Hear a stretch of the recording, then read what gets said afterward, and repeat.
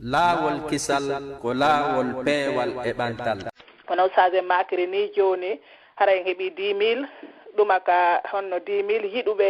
haray Facebook men on laawol kisal haray alhamdulillah kadi yimɓe ɓen no natude ka radio moƴƴa ɗum ko yata temen nayo haray no natude jento e aduna on fof haray ɗon kadi ko alhamdulillah haray ɗo men weltani kala karamokoɓe natuɓe ɗo waɗani men yewtere ɗomin weltani kadi équipe laawol kisal on haray ɗomin weltani kadi jentotoɓe ɓay ko karamokoɓe ɓen wawi jentade wo kadi so yimɓe ɓen natade haray ɓe wata wadde yewtere haray kadi ko yimɓe ɓen wawi jentade o si karamokoɓe ɓen kadi natade haray yimɓe ɓen kadi wata jentade haray ɗen weltani ɓay koye ka radio ka technique ton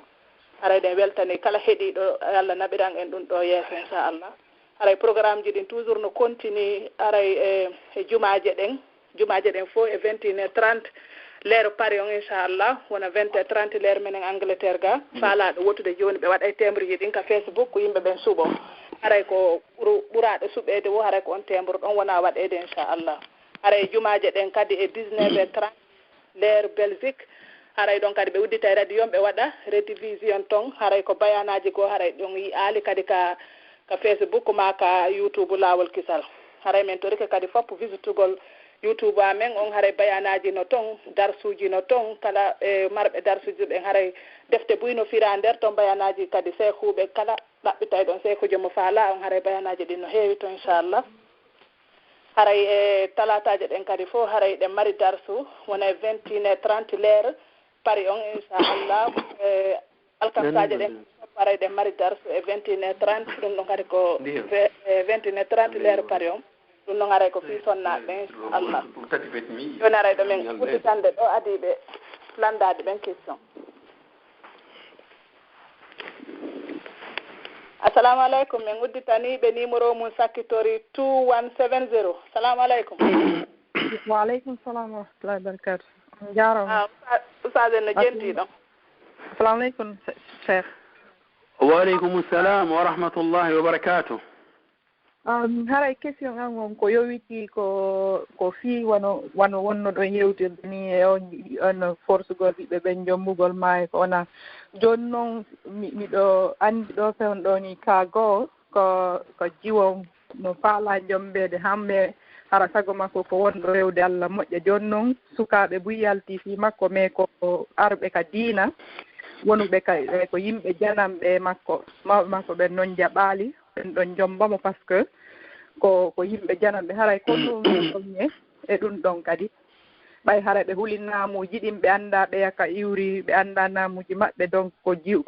goɗɗo hollindiri jiwon e sukaɓeɓen kono sukaɓeɓen inni wowlidata e jiwon sakko fere bone winata ko ɓe anndi ɓay so ɓe ari ka diina hara kamɓe ɓe respecte sunna o moƴƴa mais o inni ko mawɓe jiwon tun o faala yewtudude mais mawɓe jiwon jaɓa ala jaɓude ɓe yiida e maɓɓe woni laabiji 2 ha 3 fof woɓɓe yalti fi makko kono hara ko janamɓe kono wi ɗon e ɗum kadi haray ko adi kon e yetti Allah subhanahu wa ta'ala en juuli e nelaɗo men sallallahu alayhi wa alihi wa sallam haray en nani yewtere ko nelaɗo sallallahu alayhi wa alihi wa sallam ɓe tawata ɓe makirta beleɗe ɓe tawata kala ko ɓe maaki koye wahayu imma iwruɗo e sengo jibril imma e Allah subhanahu wa ta'ala sengo jibril on ko honɗum ko alqur'anul karim wahayu ɗimma on ko honɗum ko Allah subhanahu wa ta'ala yewtataɓe ko ɗum Allah daali wan najmi idha hawa ma dalla sahibukum wa ma gawa wa ma yantiq anil hawa in huwa illa wahayun yuha kala ko nelaɗo may ko wahay joni noon nelaɗo sallllahu alayhi wa alihi wa sallam ɓe maaki no nanirɗen hadise on noon wata goto force ɓiɗɗo mum okka mo kaw yiɗa ɗo nelaɗo ma kaali leƴƴi ko ɓe maaki wata a force ɓiɗɗo ma okkamo kaw yiɗa allah subhanahu wa ta'ala o daalino ka suratul hujurat بعد أعوذ بالله السميع العليم من الشيطان الرجيم بسم الله الرحمن الرحيم يا أيها الذين آمنوا اجتنبوا كثيرا من الظن إن بعد الظن إثم ولا تجسسوا ولا يغتب بعضكم بعضا أيحب أحدكم أن يأكل لحم أخيه ميتا فكرهتموه واتقوا الله إن الله تواب رحيم الله بيرت يا أيها الناس إنا خلقناكم من ذكر وأنثى وجعلناكم شعوبا وقبائل لتعارفوا inna akramakum indallahi atqakum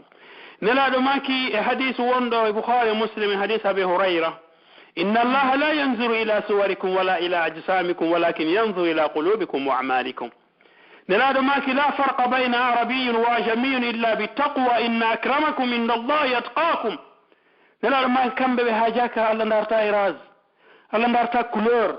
Allah darta leñol Allah darta famille Allah ko darta ko considéri ka makko ɓurɗo hulde Allah si tawi masalan wiye anglejo naati dina l'islam ko honnun Allah dal innamal mu'minuna ikhwa o woni hondu mu'min ko honno won dalil Bilal al-Habasi Salman al-Farisi Suhail al-Rumi ɓeɗo fo wona arabuɓe kono nde ɓe naatuno e dina l'islam ɓe wonti honɗum ɓe wonti famille nelaɗo sallallahu alaihi wasallam ɓe wonti sahabaɓe nelaɗo sallallahu alaihi wasallam tawi hande kadi ɓe wiyatake ko ɓeɗo haray dina men l'islam kanko en goto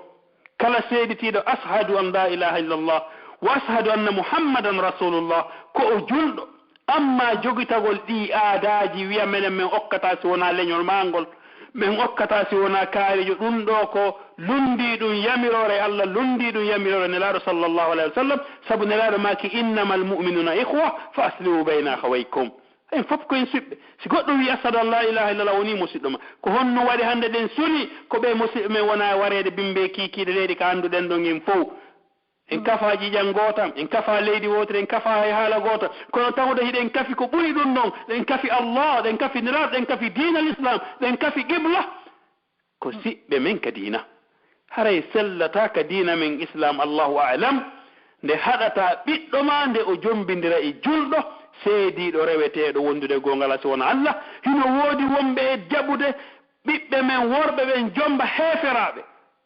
hara ko heeferaɓe sonnaɓe heeferaɓe ɓe naata l'islam ɓe jaɓa ɓe jomba ɓe fi intere no woodi worɓe noddoɓe ɗo baaba e mum miiɗo jiwo mum mi wata jombinire mi heɓa kaydi mi heɓa nationalité anglais ma mi heɓa nationalité belge ma mi heɓa nationalité français on newnanila min newnanima baaba yo Allah waɗu barke dewgal ngal ɓe watta ɗo yo Allah waɗu barke dewgal ngal debbo keefeero mo naata l'islam oɗa ko seeditide reweteɗo wondude e goono Allah so wona Allah ɓe daroɓe kala debbo on subhanallah yoɓe wonɓe wadde ɗum yoɓe hulu Allah subhanahu wa ta'ala ma dama o naati l'islam o seeditike reweteɗo wondude e goonga ala si wona Allah o seeditike Muhammad ko nelaɗo Allah yoɓe okkumo si ɓe okkalimo yoɓe andu hare ɓe naati e ko Allah subhanahu wa ta'ala daali iza atawkum man tardawna dinahu wa khuluqa fazawwijuhu wa in lam tafalu takun fitnatan fil ardi wa fasadan arid rawahu ibnu majah ko ɗum noon nelaɗo ma kaali si pullo ay torike okke si tawi sosojo ma maninkajo ari watan okko nelaɗo maki iza atakum man tardawna khuluqa wa dina fazawwijuhu illa tafalu takun fitna fil ardi wa fasadan arid sikke mbora andude nelaɗo sal sallam nelaɗo maki en awa ko onon yo fulɓe tigi tigi on kala arɗo tori ɗon ɓiɗɗo si wona pullo tan okko ma haray okkidire kono ka leñi nelaɗo wono mako de ɗum ɓe wono maako de haray okkinire kono ka leññi toon ma ka famille toon kono nelaɗo ma kaali ɗum ɓe maake si tawi ari kam mon konki ɗam faala o ɓiɗɗo mon ɗo ka julɗo hi komi julɗo ɗa yiɗi hila yiɗi samina wa atana ko ɗum noon woni ko duwano kon allahu taala a'la wa a'lam albarka on jarama fota Allah yoɓon ko ɓuuri moƴƴude allahumma amin assalamu aleykum ɓe makteɓe Mariama Diallo assalamu aleykum waleykum salam wa rahmatullahi wa barakatuh on jarama dey hajje on jarama naala toon wi alhamdulillah awa haray ɓenen ko weltanagol on tun onon e oustage en ɗon haray mi yetti Allah subhanahu wa taala min jarni on onon e formanɓe en ɗum ɗo kadi saabu yimɓe ɓen no faamude no ɓeydade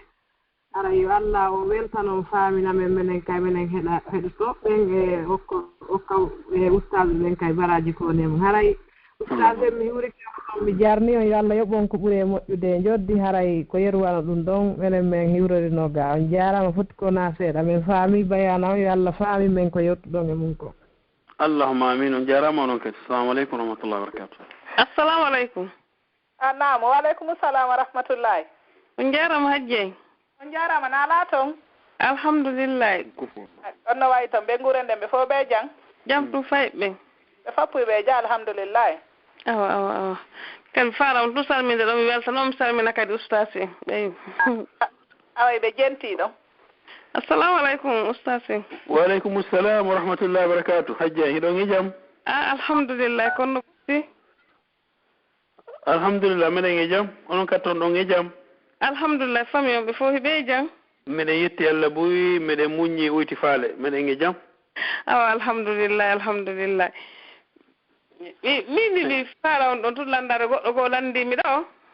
nam wostawi koko yimɓe ɓe genta joni si goɗɗo jombi esewe jombugol esewe moƴƴa kasino moƴƴi kasi tawi ɗum winda ka ko honno haray enen en nani ko nelaɗo sallllahu alayhi wa alihi wa sallam make hadise mo tawata ko nene gomɗinɓe ɓen woni ko yewti hadise on ko nene men Aisha ɓe maaki wonandema mi rentini on sincugol takka ka diina mi rentini on sincugol takka ka diina kala sincuɗo takki ka diina sincande nde o sinkinden ko naɓatamo ko e majjere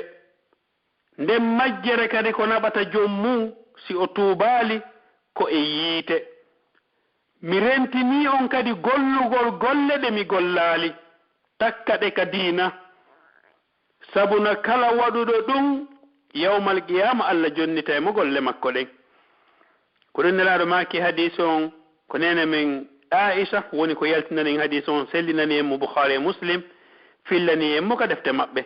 haray ko yimɓe ɓen wiyata jombugol wono ñalaande nde wiwɗon nde no moƴƴa ka defte sunna en yiyaali ka nelaaɗo maaki sallallah sallam jombugol tenen moƴƴa jombugol talata no moƴƴi jombugol alkamisa no moƴƴi jombugol nde ɗo jour ɗo moƴƴa min on mi yiyaali mi hawraali e mum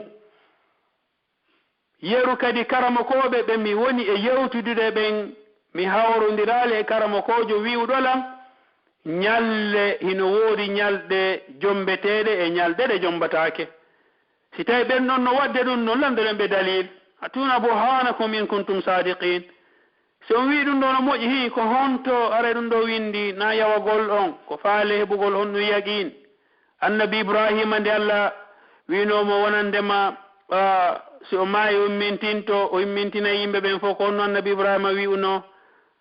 qala rabbi arini kayfa tuhyi lmawta qala alam tu'min qala bala walakin liyatmainna qalbi nde Allah winomo de mi immintinay ko maayi kon fof tun wayi wasa annabi ibrahima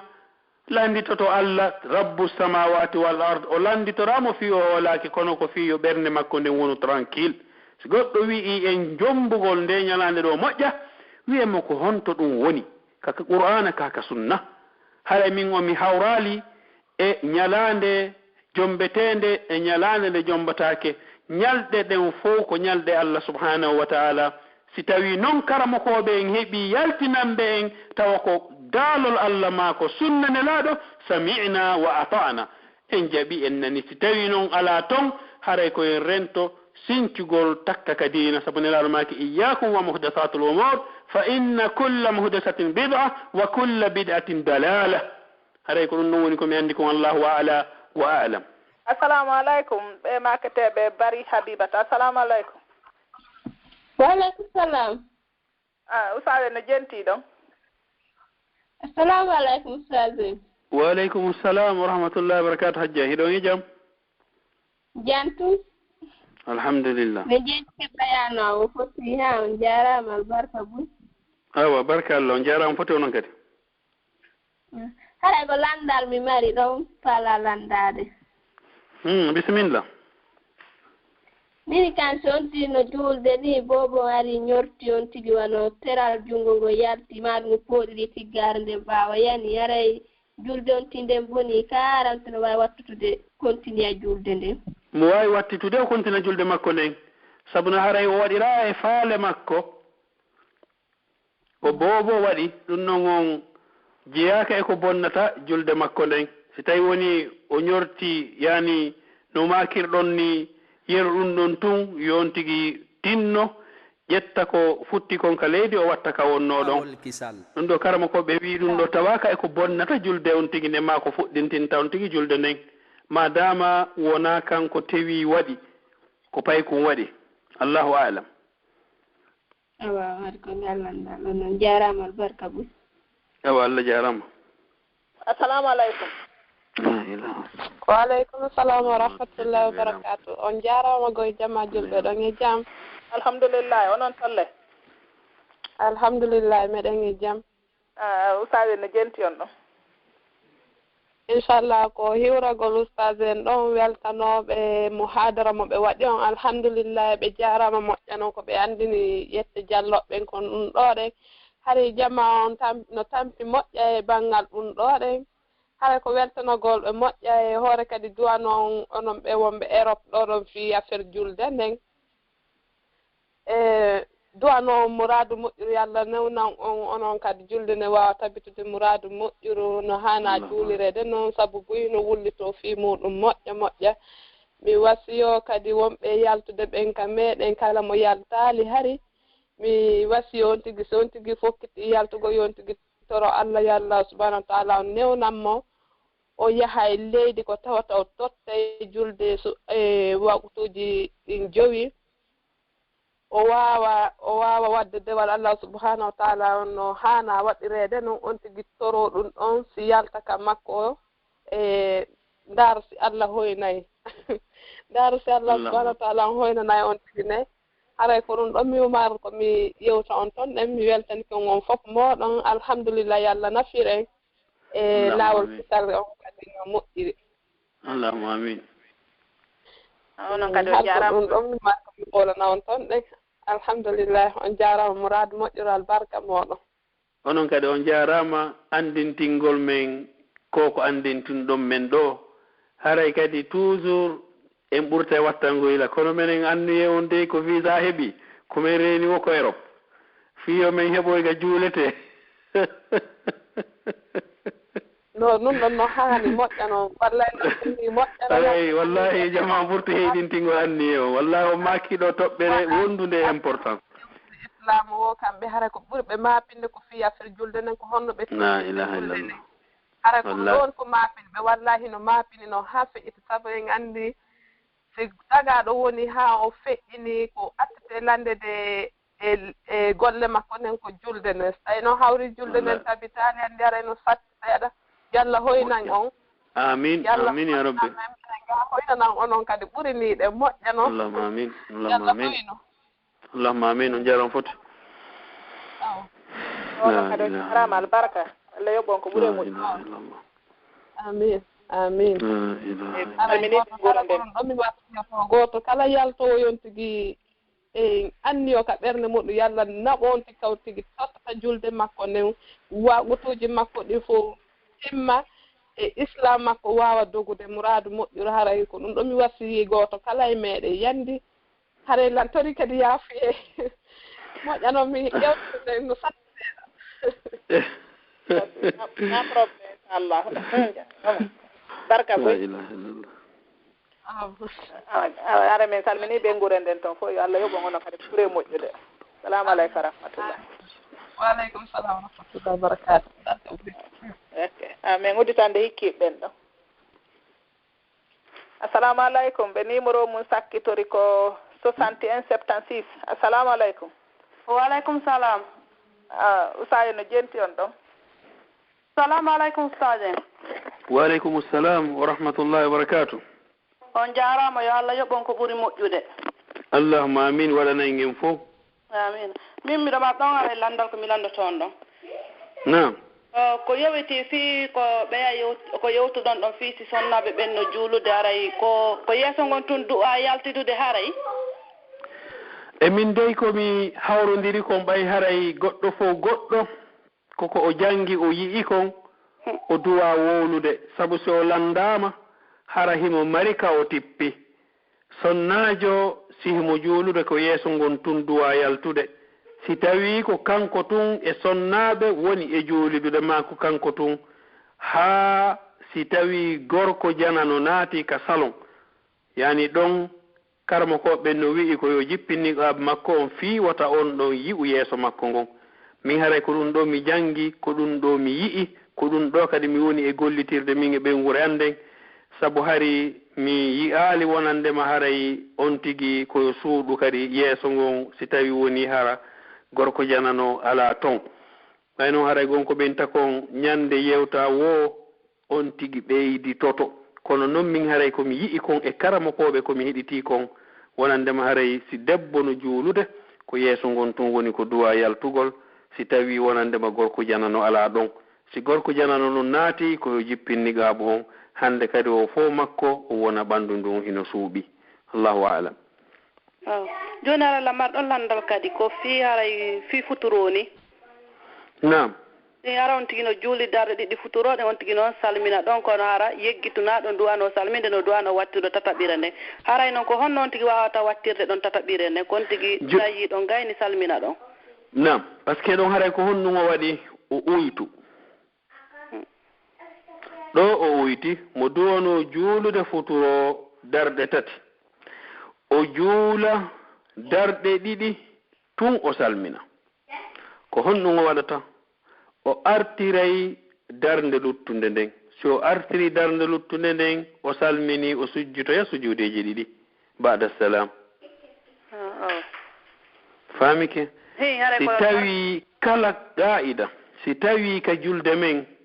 wano deftere Muhammad Salih ibnul Uthaymin imo yewti e deftere wi'eteede kitab sujudu sahaw deftere nden ko ɗeri ɗiɗi ma ɗeri tati hinde yewti fii sujjugol wonandema yejjituɗo qabla salam aw ba'da salam ko adi on tigi salminde ma si on tigi salmini sujuudeje ɗo waɗata ɗen o wi'i qa'ida tugalal si tawi kala ko on tigi uyti woni ko farilla o uyti woni ko wajib si tawi ko farilla o uyti o artiray darnde nden o sujjoya sujuudeji ɗiɗi si o salmini si ko farilla o artiray kañum jaɓata sujjugol sujuudeji ɗiɗi artirali farilla on amma si ko waɗɗiɗi ɗin o uyti wono innugol subhana rabbi al azim ka koppi ma wigol subhana rabbi al a'la ka sujud ma waɗugol tayyagol ngol kasi tawi woni ko fana tayya arano on ma wi'ugol allahu akbar yewgol ka ruku ma wi'ugol sami allahu liman amida ɓaawa ɓartagol ngol ka ruku ma jooɗande fi tayyagol wi'ugol rabbi ighfirli kala ko wi'ete kon wajibi ɗi jeetati no addiri ka deftere makko kanko bun baz rahmatullahi alayh kala ko on tigi uyti ka wajib ko honɗum o watta si o anditi ko yo sujju sujjudeji ɗiɗi ɗo yo salminde ɗo wona qabla salam amma si o ɓeydu ko yo salmin ha o gayna julde nden o salmina o sujjita sujjudeji ɗiɗi ba'da salam si tawi on tigi uytu ko yo sujju sujjudeji ɗiɗi ɗo yo o salminde yani o tayyike ha o gayni o sujjita sujjudeji ɗiɗi o salmina ɗo hara ko on ɗum ko waɗɗiɗi ɗin o uyti amma si o ɓeydu mo dono julde futuro tati o juuli nayi ko yo salmin ha o gayna o sujjita sujuudeji ɗiɗi yani ba'da salam hare ko ɗum ɗo kanko karamo ko jon o yewti mo yewti kadi ko honɗum addata ko wiyete kon sujudu sahaw ko honɗum addata goɗɗo sujja sujudu sahaw ko piiji tati imma uytugol imma ɓeydugol imma sikkitagol ko ɗiɗo tati waɗi sababu ha goɗɗo inna yo sujju sujudu sahaw nam joni ara no mi famira noon ko on tigi tawi salmini ɗon addi darnde go ko si on tigi salmini waɗa sujudu bada salami ko yo on tigi addu darnde nden ha gasa o salmina o sujja sujudu sa par ce que ɗo o ɓeydi sabuno ko tati do ɗiɗi o do honno ko tati o dono julde ɓay nden darnde ɗon o accinde o artiroyinde o salmini o artiroyinde ko ma kadi o sujjitoya sujudeji ɗiɗi o salmina sabu ɗum noon woni honto woni ka ñawore ziyada ɗon ko si o salmini o sujja sujuudeji ɗiɗi ɗum mi famiri noon nam joni haray ko landal ɗum sakkitorgal ngal noon haray ko fi o anniye mi faala seeɗa yon ɓeydi tan gon tigi ara ɓay ɓe innayi na yon tigiri wowlu ko fiɓɓugol ko ɓernde nam haray ko mi faala yon ɓettana ɗum ɗon seeɗa ko ɗum woni ay annuye nelaɗo sallllahu alayhi wa sallam maki hadis mo Umar ibn al-Khattab fillani e ka arba'in an-nawawiyya ma ka ka riyadu salihin ma defte ñane goo kanelaɗo maki innama al a'malu binniyat wa innama likulli imri'in ma nawa allah daali ka qur'an faman kana yarju liqa'a rabbih falyamal amalan salihan wala yushrik biibadati rabbi ahada allah daali aya goo wama umiru illa liyabudu llah mukhlisina lahu ddin hunafa wa yuqimu lsala wa yu'tu dhaka wa dhalika dinu lqayyima annuye on nelaɗo maki allah ko yoɓata goɗɗo e golle makko ɗen ko annuye on cheikhul uthaymin rahmatullahi alayh o wi anniya mahalluha alqalb wannutqu biha bid'a o wi annuye kaka ɓernde woni place mum on wowlugol konngol annuye on ko bid'a masalan mi fuɗɗo juulgol fana mi inna allahumma inni nawaytu an usalli salata dhuhri 4 rakatin lillah mi fuɗɗo juulgol fana mi inna allah mi anni yike juulugol fana darɗe nayi fiima hino wayi wasi allah anndamin komi miiji kon lan wowlande ɗum allah ɓaye annda komi miiji kon hilan feññinandema komi miiji kon maɗum o woye min hilan anndi allah no anndi kala komi miiji kono angal anndugol an jaka wowlatake minna allah millan juulude fana noon ko darɗe nayi juulete mi woola ɗum ɗon haray annuye on kaka ɓernde wonata annuye kaka ɓernde wonata ɗum ɗon wonata ka konngol on faami wonata ka konngol wowlatake ko ɗum kanko mohammed salih ibnu al uthaymin ko ɗum o wi'i an nutqu binniya bid'a anniya mahalluha alqalb wa nutqu biha bid'a sabuna si goɗɗo wowli intention ko woni e waɗude ko no wayi wasi allah annda ko o miiji kon allah la hino anndi ko on tigi miiji kon wona o anndiri ko o feññini kon allah hino fotanamo ter innahu alimun bi zati sudur kanko allah himo humpiti ko suuɗuɗen ka ɓerɗe men kon haray si goɗɗo fokkiti juulugol ka o fokkiti ɗon o yahi o salligi ko honɗum puusimo yo o salligo kanko himo anndi ko honɗum himo faala yahugol juula donc si o hewti o wi'i allahu akbar ma adi yo wiwde allahu akbar ka o addi tapiyum kon ko honɗum o puusani kun tapiyum takko makko o addani kun takko makko ko faandi ko juulugol awa allah wowlantake annuye si wona hara ko ɓe yoɓe ka hajju yani ka ɗon hino wowle annuye on amma ka julde men ɗo on tigi wowlata annuye on koye woni ka ɓernde sabu wowlugol ngol ko bid'a ɗum ɗon woni ko nelaɗo men sallllahu alayhi wa alihi wa sallam maki sabu allah no andi goto kala emin ko miiji si tawi masalan yimɓe ɗiɗo oɗo immike ka salon oɗa immagol maɓɓe ɗo yoɓe immade oɗa hino andi min konto mi fokkiti lan fokkiti ka cuisine c'est pas le pel kam mi wolana jooɗiɓe ɗo ɓe fof e kaari wala yaari ka cuisine no yargol ni a ɓenne muɗo haɗi yaha oɗa kadi inna so immike kanko himo andi anni e makko on konto fokkiti mo fokkiti ka toilette imma yahugol hurgoto soko ma ko nandi to wono noon besoin naki o innami hey kaari e miɗa yaara ka hurgol yo yahu tun donc immagol makko ka o faandi ɗon allah hino andi hay so o wolali woni kaka cuisine woni kaka hurgo woni kaka julde woni ka janngol qur'an woni e dendangal golleji ko on tigi watta kon wowlataka annuye on si wona ka hajju on tigi si tawi wona ka hajju wona yo o wowlu haray ko yo waɗu tun allah subhanahu wa ta'ala himo andi goto kala ko miiji haray noon jooɗi masala min mi wowi wowlugol mi falama julde allah lan julde ɗo darɗe ɗiɗi subaka ma allah lan julde darɗe nayyi joni a jaka ɗum wowlatake on tigi wona yo wowlu toni ɗin yo selu ɗon ɓernde nde waɗa ɗon taraddud yo ɓernde nde wonu ɗon kono wata o wowlu ko noon yarata seeɗa hande kadi so fokkiti julgol o yaha toon o juula harana yo wowlu annuye on saabu wowlugol annuye on ko bid'a koko sinca bid'a noon ko naɓata joomum koye majjere ko naɓata joomum ko nelaɗo makko ko e yiite Allah danda ɓeygore men ɗen danda julɓe ɓen fof allahu taala a'la wa alam amina on jarama yo Allah yoɓon ko ɓuri moƴƴude allahumma amin waɗana en fof assalamu aleykum wa aleykum assalam wa rahmatullahi taala wa barakatuh namo sal joni udditani woɓɓe kadi ɗo inneteɓe Binta Angola assalamu aleykum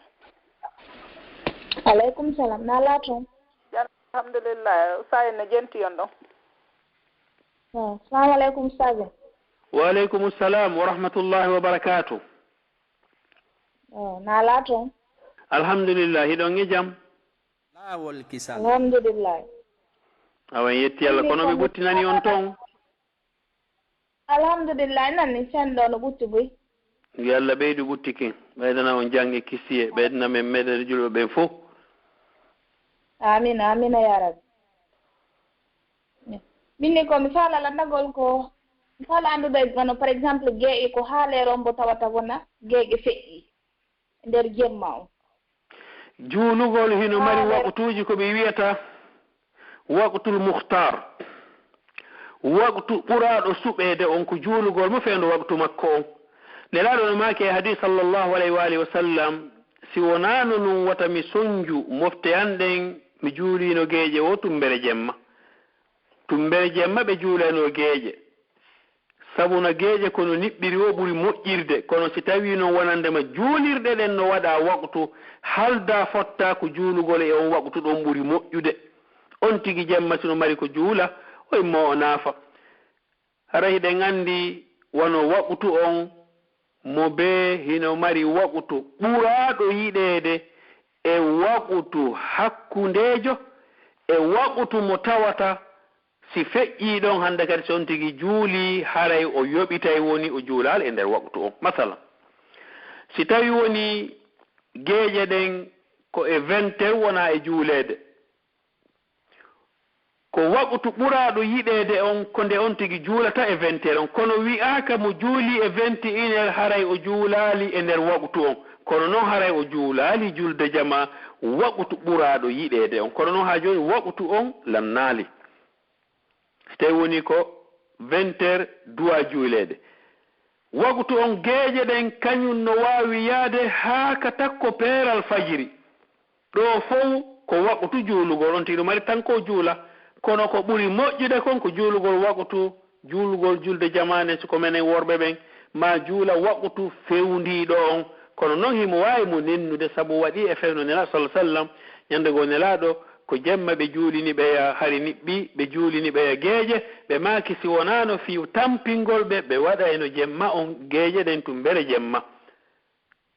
haray ɗum ɗo ari e hadise mo nelaɗo sallah sallam maki e mum kono haray ko ɓuri moƴƴude ko juulugol waqtul muhtar waqtu ɓuraaɗo suɓeede on hara on tigi so tawi ko 20 heures o gera innugol 20 heures o juula ma 21 heures o juula hara o sabbaaki haa o ɗaano o ronkoya finoyde juulugol makko geeƴe ɗen sina hara on tigi waɗu réveil ko nanndi tata wano noon ko ɓuri moƴƴude kon ko yon tigi juulu e saahe fewndi ɗon allahu taala alam kala kadi annde sino sellaka goɗɗo simo juulde safe witre juula o acca ɗon nde ɗiɗi o juula witirire nden to est ce que ɗum ɗon no sella ara innani so tawi tun won tigi juulay witiri on ko ɓuri o juula ɗiɗino sabu no ari ka hadis kana sal sallam maki darne arandere nden nde on tigi janggata honno sabbi hisma rabbikal ala ɗiɗaɓere nden o janga ɓuri e alkafirun tataɓere nden o janga qul huwallah e qul rabbi falaq qul rabbi nnas kono no sella kadi kanto juula witirire nden to sabuna ko honno winna ko witir safe witir kono ko ɓura andede ko witir ko fuujunde nden ko fuujunde nden no sella kanto juula darnde wotere tout so juuli geeƴe makko ɗen o juula wotere witirire nden witiri nden sinnama ko fuujunde nden safe witir kono ko ɓura andede kon ko witir sinnama noon witir haray ko ɓura fandede ko darɗe ɗen ɗiɗi e sakkitotone nden woni witir hayna hino sella kon tigi juula wotere tout yaha o waalo par ce que ɗum ɗo ko sunna noon mo tawta ko sunna tentinaɗo ɓay nelaɗo hay e voyage nelaɗo accatano mo heɓe acceno o sunnaji goo kono witiri on hay e voyage ji maɓɓe ɗin kamɓe sallllahu alih w sallam e salafna salih ɓe accatano ɗum ɗo allahu alam non minni kadi ka makuɗon ndaafi on no julde nden makuɗon koyo on tigui ko yeeso gon tun duwa yaltinde donc siɗa ɗon haɗa ɗon mi famaɗo ɗum mbiɗo wiwde ko koyɗe ɗen tun suuɗete haray juuɗe ɗen on no newe ɗen ɗum ɗum wona probléme donc si on tigui no juuldere ko ya waɗu gan kadi ne joni masalan si tawi woni sonnaɓe ɓen conciɗi ɓe juulirta ɗin jilbab ɓe woni e juulirde masalan haray no woodi niqab ko ɓe fawata ko hoore maɓɓe tawa no jippi haa ka koyɗe masalan joni noon si tawi woni qabdumo ɓe waɗata on ɗon andi haray on niqabu ɗon suuɗoray juuɗe maɓɓe ɗen gonkana gonga gonga ko noon woni si tawi kadi dolake mo ɓe ɓornoto on ko juutuɗo hara dolake on no juuti hara na ɓornagol tun dolo kun daɓɓum yaha juula ɗum ɗo ko khilafu sunna ɗum ɗo haray duwaka par ce que haray ɓanndu makko ɗum yalti debbo sihimo juulde ko yeeso ngon tun duwa yaltude newe ɗen duwaka yaltude e ɓanndu ko lutti ko se ɗum no haray fof no kontaka awra ko honɗum woni ka karamokoɓe goo wi ha ustasiɓe men goo wi en wonandema haray hadis on ko daif wono yi'irɗen noon hadis mo tawata ko yimɓe bu yi'imo debbo fof makko ko awra si wona yeeso ngon e newe ɗen haray ɗum ɗo wona kontaka ko fii ka julde ko fii si tawi on tigi no woni ka aadi ka yaasi mo duwa buumude ɓanndu makko ɗum fof si wona yeeso ngon e newe ɗen amma ka julde on tigi duwa ka accugol newe makko ɗen yalta fof ko yo suumo si wona yeeso makko ngon jarama wi albarka leyɗ on ko ɓuri moƴƴude allahumma amin waɗanen en fou nam salamu aleykum waleykum salam wa rahmatullah nam salamu aleykum goto waleykum salam wa rahmatullahi wa barakatuh on jarama de hiɗon e jaam alhamdulillah nam ko go'olandi ɗo wo tawi suka falamo jumbugo sonnajo kono mama ko ɓen inna ko sonnajo si musiɗɗo makko jombata kono ɗum ma ɗon ko wasi ɗon on ɗon woko ko suka fala jombugo sonnajo jono mama ko ɓen inni ko sonnajo goo jombata na sonnajo mo faala on haray ko honɗum landotoɗen taw ko honɗum mawɓe makko ɓen na suka masalan suka wi'i no faala jombugol sonnajo simi faami landal ngal joni noon mawɓe suka on wi'i o jombata on sonnajo ɗon ko sonnajo goo o jombata haray ɗo enen ko no wiyeten ko honɗum addi yo mawɓe suka on wi'i o jombata on jiwo ko jikku on woni moƴƴa ka ko diina woni ala ton si tawi woni ko jikku on woni moƴƴa diina ala ton hino sella sabu honɗum dalil on annabi ibrahima alayhi salatu wassalam nde ɓiɗɗo maɓɓe on ismail annabi ismaila alayhi salatu wassalam no andirɗen issa on noon annabi ibrahima kamɓe ɓe wonno Palestine annabi ismaila no wonno Makka nde annabi ismaila jombuno annabi ibrahima iwno Palestine ari hiwragol ɓe o tawali ton annabi ismaila ɓiɗɗo makko on debbo annabi ismaila on anda oɗo ko annabi ibrahima ko baaba moodi makko o ari o hiwri debbo on hiwriti o wi'i ko honto moodi ma woni o wi'i moodi am ɓe yalti ɓe ka weeti kañum ara yalti o inni ko honno wonɗon e wuuride on ni tigi tigi on wuure on ga moodi welaafi hunde ala heɓaade o woni ɗon seeɗa annabi ibrahima inni waynitike debbo on wi'aali jooɗe wi'aali hino ndiyan ko yare wi'aali hay hunde inni awa annabi ibrahima wi'i si moodi ma ari wi'imo yo sanju damal baafal ngal nani debbon inni awa annabi ismaila ɓayarti oɗo ko annabi ko ɓiɗɗo annabi o wi enen goɗɗo lutta allah nga tun debbon inni mawɓe ariɗo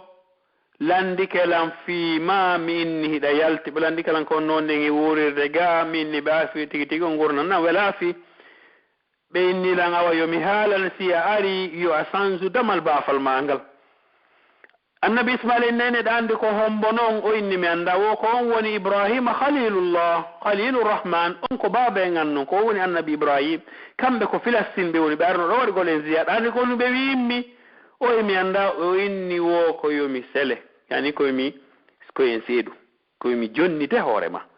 o jonniti debbo on hoore makko holli debbo on hino sella ka baabirawo si tawi debbo on wona debbo jogiiɗo jikku moƴƴo wona jogiiɗo diina no sella ka baabirawo on wiya ɓiɗɗo mon on a jombinirta e oɗo sabu nelaɗo ko maaki ida atawkum man tardawna dinahu wa huluqa fa zawwijuh si tawi noon diina o moƴƴa a waɗo haray hino sella ka baabirawo on darto si tawi woni diina kan ala toon no sella amma noon si tawi woni ko innugol o wona en famille o komo to o komo laa o komo ni si tawi ko ngon sengo ɗon kamɓe ɓe yaari si tawi ko ngon sengo ɗon ɓe yaari sellata ɓay noon en anndali landal ngal no ngal ariri noon ɓe wi'aali ko tawde famille jiwo on koni ma jiwo on koni haray ko waweten wi'ude hino sella ka mawɗo daro wiya ɓiɗɗo mum jommidirta e kaarijo kono condition tawana marɓe diina na jogiiɓe jikku moƴƴa. Amma si wona ɗum ɗo en général haray l'islam on no newni fof yo jombidir sabu fof ko siɓɓe ka Allah subhanahu wa taala si ɓe kafi diina woota. Allahu taala a'la wa a'lam. haray ko honɗum guereten anden ko honɗum woni sababu on, ko sen andi sababu on wawen andugol ko honno jaabawol ngol yarata. Masalan si min mbike mi yeka labtani min ilan nawni honno Musa ma mi anda, honto Musa ma mi anda, ino gasa jonnelan lekki ki tawata harnaki mi falano, kono si minnimo hoore ande no musuda on memata fi koyɗe anden, o memata fi reedu ande, o memata fi juuɗe anden, konto ɗaɓɓantan mi lekki ka hoore. Eyna. Assalamu aleykum warahmatullahi wabarakatuh. Usayi lan udditande ɗo goto haray hatten ɗo hande nani. Inchallah samina wa atana. Inchallah. Assalamu aleykum. Wa aleykum salam wa rahmatullah. Usayi no jentiɗo. Ok, question ngan on ko fi wano nanen ko min landino question on fi okkitirgol ɓiɓɓe ɓen e yimɓe janamɓe hara ko natuɓe diina des trucs comme ça. Wonde noon haray mawɓe men ɓen ko salorta ko fi ñaam ɓaynane goɗɗo go landike ɗo question go no yaadi e komi landino kon joni noon ko wanɓe ɓe maakiɗo si tawi on tigi jikkuji maɓɓe ɗi moƴƴa wano ka men siko sosoɓe mawɓe men ɓe innayi okkata en ɓe ɓay hara jikku maɓɓe ngo moƴƴa wano kadi ɗo wano ɓe jamaïcain ɓe on ɓe natude dinal islam ɓe haray mawɓe maɓɓe ɓen no andira fi puynange ko wona hara mawɓe men ɓen no hulti okkugol ɓe fi sabu ɗum ɗon haray ɗum ɗon no dagi.